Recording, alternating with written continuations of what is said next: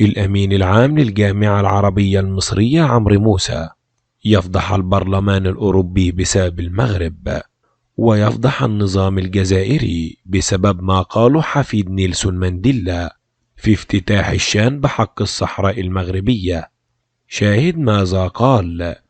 ولكن قبل أن نبدأ في المشاهدة، ما تنساش إنك تصلي على النبي محمد عليه أفضل الصلاة والسلام، وفضلا وليس أمرا الاشتراك بالقناة.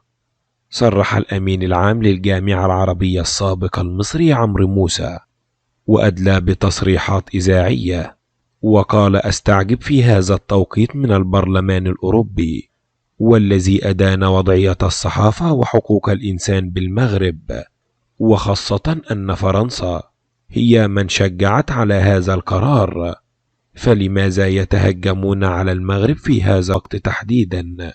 لأن المغرب حماها الله بالأمن والأمان بعيدا عن الربيع العربي وما حدث فيه، وهم يحاولون بأي شكل من الأشكال إرضاء عسكر الجزائر على حساب المغرب.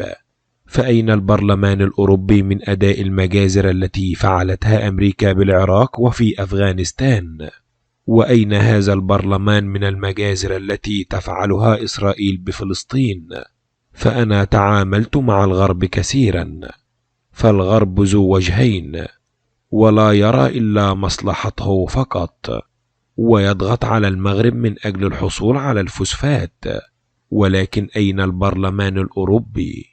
وأين حقوق الإنسان في أوروبا، وخاصة آلاف المهاجرين الذين يتعرضون لجميع أنواع التعذيب، وخاصة في تركيا واليونان وإيطاليا وفرنسا؟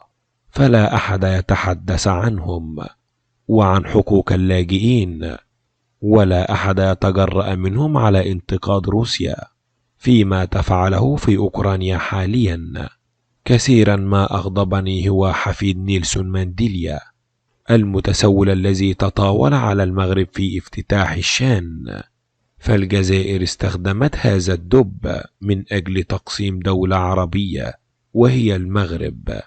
وأقول للجزائر: الصحراء ستظل مغربية كما قال الملك الحسن رحمه الله. وبكده يبقى انتهينا من الفيديو وان أتممت المشاهدة، ففضلا وليس أمرا الاشتراك بالقناة وتفعيل زر الجرس علشان نقدر نوصل لكم كل جديد. والسلام عليكم ورحمة الله وبركاته.